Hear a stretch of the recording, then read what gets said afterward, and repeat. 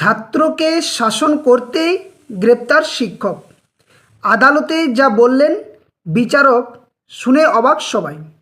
Hello friends, welcome to my YouTube channel the web education. So friends, আপনাদের জন্য এই মুহূর্তে যে ভিডিওটা বানাচ্ছি সেটা সত্যি একটা অবাক করার মতো বিষয় যে সমাজের শিক্ষক সমাজ গড়ার কারিগর, যেখানে সমাজের মেরুদণ্ড এক কথায় বলা হয় এই শিক্ষা সমাজকে, সেই শিক্ষাদান করার যে শিক্ষক মহাশয়, তিনি যদি তার ছাত্রদেরকে সন্তান সম যে সমস্ত ছাত্রদেরকে সময়ে বকাঝকা শাসন যদি করে থাকে এবং তার বিরুদ্ধে যদি অভিভাবকগণ এইভাবে আদালতের দ্বারস্থ হয় এবং আদালত যদি সেই সমস্ত বিচার যখন করতে যায় তখন সমাজের দিকে আঙুল ওঠে।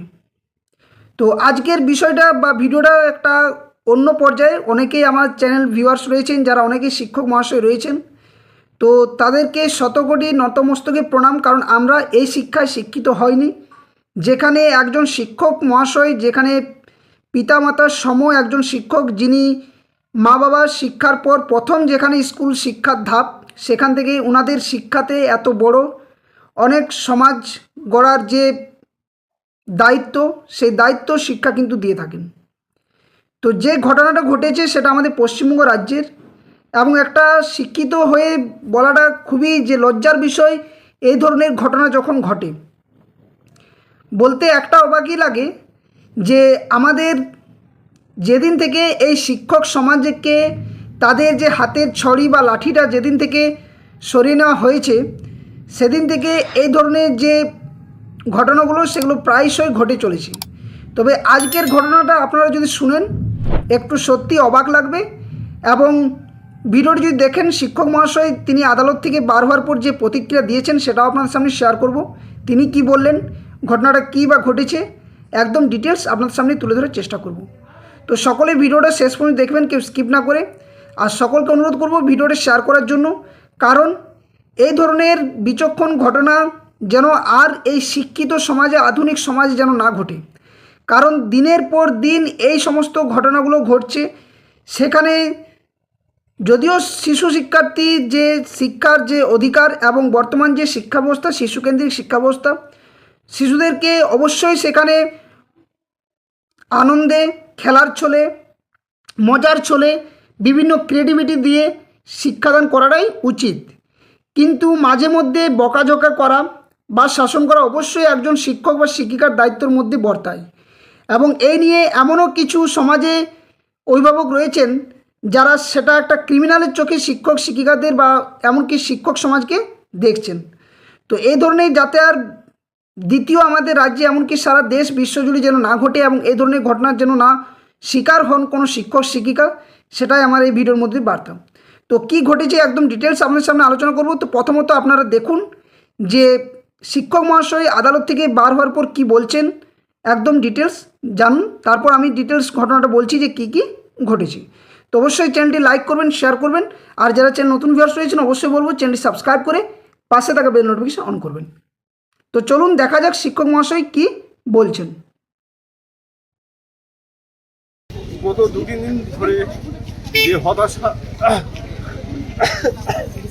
আমাকে গ্রাস করেছিল, যে 22-23 বছর শিক্ষকতা করার পরে একটা বিগ জিরো, আজকে যা ঘটলো সেটা আমি ভাবতে পারিনি। পুরো বার কাউন্সিল আমার হয়ে কথা বলছে কোর্টে গিয়ে। আমার ছাত্ররা, ভালোবাসার আমার শ্রেণীর ছাত্ররা সবাই দাঁড়িয়েছে আমার জন্য। এটা আমি জানি না এটা কেন দিল, আমি এটা উপযুক্ত কিনা। আমার সহকর্মীরা, আমার বন্ধু বান্ধব, বিভিন্ন ক্ষেত্রের এখানে যারা আমার মানে উকিলদের মধ্যে আমার যে আমার তো নিজস্ব লয়ার আছেন, আমার বন্ধুস্থানীয় কৌশিক ভদ্র, পিতৃপ্রতিম ভুবনেশ কাকু বলি আমি, মিঠুদা, আমার বন্ধু বান্ধব, আমার ছাত্ররা, লয়ার যারা, কেউ কেউ আমার স্কুলের গার্জিয়ান, তারা সবাই মিলে ওখানে বলছে এরকম। আমি জানি না কোর্টে এরকম হয় কিনা, আমার এটা প্রথম অভিজ্ঞতা। এবং জজ যেভাবে আমার পাশে দাঁড়িয়েছেন আমাকে দিয়ে, আমি মানে মানে জানি না আমি শিক্ষক হিসাবে কতটা কি করতে পেরেছি। কিন্তু আগামী 5 বছর আমার 5 বছর আছে, কিছু সত্যিকারের শিক্ষকতা করার চেষ্টা করেছি এবং সেটা যে আরো দৃঢ়ভাবে করতে পারবো এই জোরটা আমি আজকে পেলাম। কি বললেন ভেতরে কি হলো? জজ কি বললেন? জাজ বললেন সামান্য শাসন, মৃদু শাসন বা একটু বেশি শাসন করলেও ছাত্রের কোনো ক্ষতি হয় না। আমরা অনেক মার খেয়ে বড় হয়েছি, সেই জন্য এসব জায়গায় এসেছি। আপনি করবেন, এই কেসটা যে এখানে এসেছে এটাই আশ্চর্যের ব্যাপার। ওনার টেকনিক্যাল কথাবার্তা, আইনি কথাবার্তা সব তো আমি ধরতে পারলাম না, হয়তো পিআর বন্ড দিলেন আমাকে, সেটা একটু শৈশবুত বাকি আছে। পিআর বন্ড আমাকে দিয়েছেন এবং উনি হয়তো আইওর সাথে কথা বলবেন, আইও ছিলেন তার সাথে কথা বলবেন এবং উনি শেষে আমাকে ডেকে দুঃখ প্রকাশ করলেন যে এই ধরনের কেস করতে হলো আপনাকে, যে এখানে দাঁড় করাতে হলো, এই জন্য I am sorry for that. আমি ওনাকে অনেক ধন্যবাদ জানিয়ে বেরিয়ে এসেছি।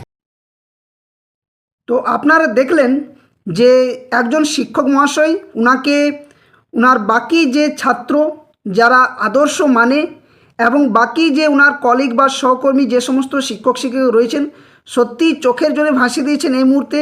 কারণ একটা খারাপ বিষয় যে আদালতের দ্বারস্থ হওয়া এই সমস্ত শিক্ষক শিক্ষিকাদের হতে হচ্ছে, যেখানে হাজার হাজার লক্ষ লক্ষ শিক্ষার্থীদেরকে তাদের সমাজে বাঁচার জন্য, শিক্ষা দেওয়ার জন্য যেখানে অবিরাম পরিশ্রম করে চলছেন শিক্ষক শিক্ষিকারা, সেখানে এই ধরনের যখন ঘটনা ঘটে এবং যখন দেখা যায় তখন সত্যি বুকের মধ্যে একটা অন্যরকম পরিস্থিতি তৈরি হয়।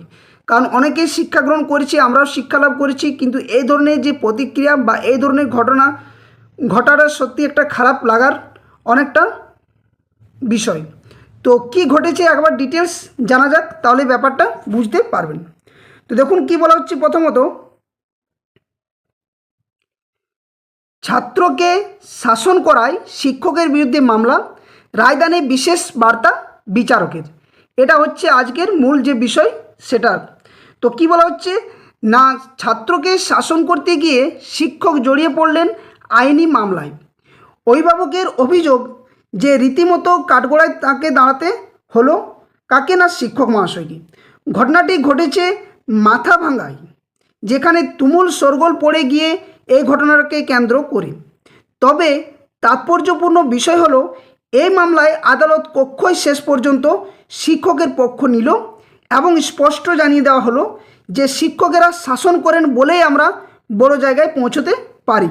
এটা কিন্তু আদালতের স্পষ্ট বার্তা বিচারকের তরফ থেকে। সত্যি সাধুবাদ জানানো বিষয়, কারণ এই যে আদালতের যিনি বিচারক তিনিও কিন্তু কোনো না কোনো একদিন সেই শিক্ষকের কাছ থেকে শিক্ষা গ্রহণ করে আজ ওই চেয়ারে বসেছেন বা সারা যে কোনো মামলাগুলো বিচার করতে পারছেন।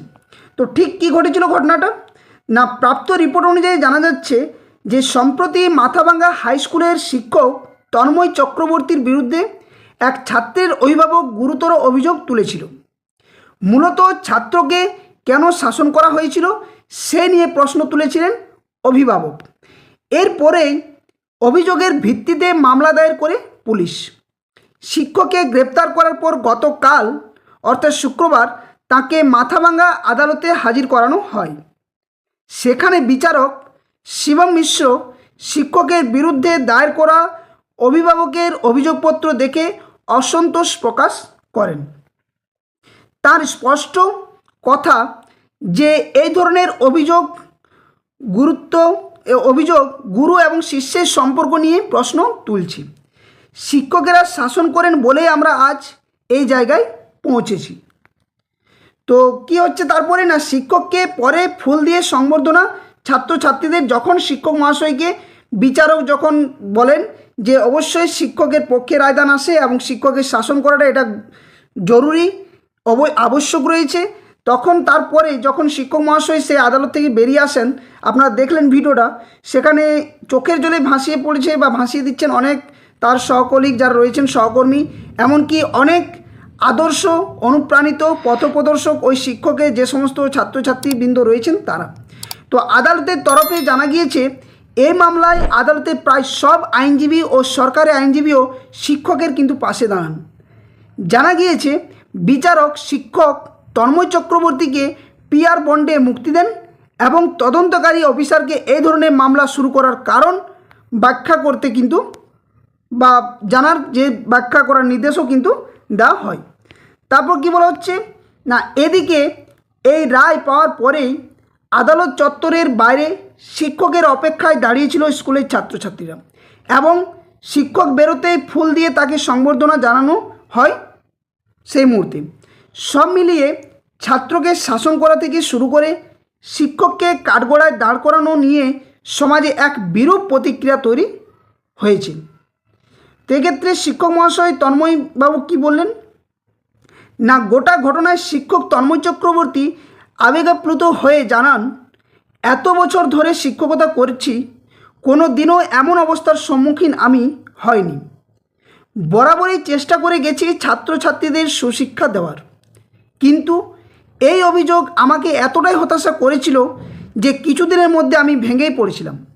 তবে আজ বিচারকের রায় পেয়ে এবং পড়ুয়াদের সমর্থন পেয়ে আমি খুবই খুশি।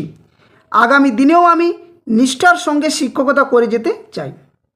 তো বিষয়টা বুঝতে পারছেন যে রাজ্যে এই সমাজে যেখানে শিক্ষকদের সমাজের মেরুদণ্ড বলা হয়, যে শিক্ষক শিক্ষিকা ছাড়া সমাজ কোনোভাবে এগোতে পারে না। কারণ আপনি ভাবুন, একজন পুলিশ অফিসার, একজন বিচারক, একজন ডক্টর, একজন ইঞ্জিনিয়ার বা একজন পেশাদারি যদি ব্যবসায়ী হয়ে থাকেন, ওনারও কিন্তু শিক্ষার প্রয়োজন থাকে।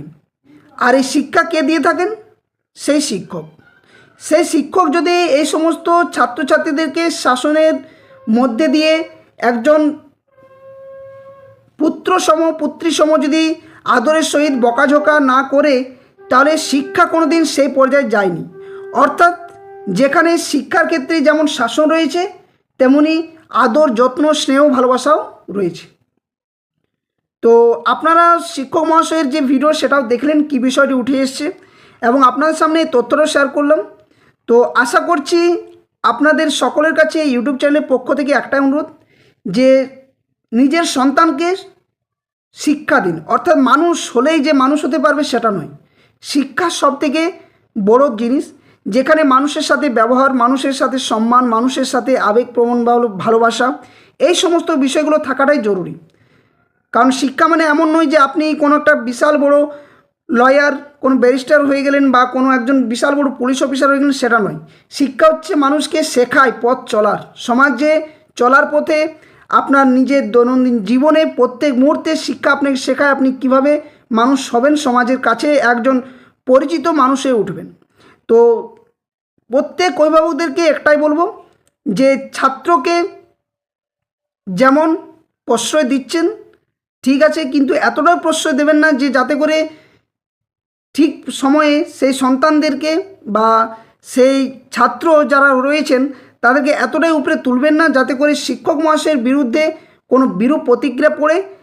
কারণ এই ধরনের প্রতিক্রিয়ার সমাজ এক অন্য চোখে দেখে এবং এই ধরনের সন্ততিরাই কিন্তু পরবর্তী দিনে একজন বড় ক্রিমিনাল, মাফিয়া, এই ধরনের পর্যায়ে কিন্তু তারা পৌঁছতে পারে। তো যাই হোক, ভিডিওটা বেশি লেন্দি করছি না। ভিডিওটি ভালো লাগলে লাইক শেয়ার করবেন। আর যারা ফেসবুক পেজ থেকে ভিডিওটি দেখছেন অবশ্যই বলবো ফেসবুক পেজটি ফলো করে রাখবেন। ওখানে যে কোনো ধরনের news update, notification, case update সংক্রান্ত তথ্য আপনার সামনে যথাসময়ে উপস্থাপন করার চেষ্টা করা হয়ে থাকে। চ্যানেলে নতুন ভিউয়ার্স হয়ে থাকলে অবশ্যই চ্যানেলটাও সাবস্ক্রাইব করে চ্যানেলের পরিবারের একজন সদস্য হওয়ার জন্য অবশ্যই আমন্ত্রণ রইল সকলকে। সকলে কিন্তু চ্যানেলটি সাবস্ক্রাইব করে পাশে থাকবেন। ধন্যবাদ। জয় হিন্দ। আবার কোনো একটা আপডেট নিয়ে আপনার সামনে হাজির হব। ততক্ষণে যেন সকলে সুস্থ থাকুন, ভালো থাকুন।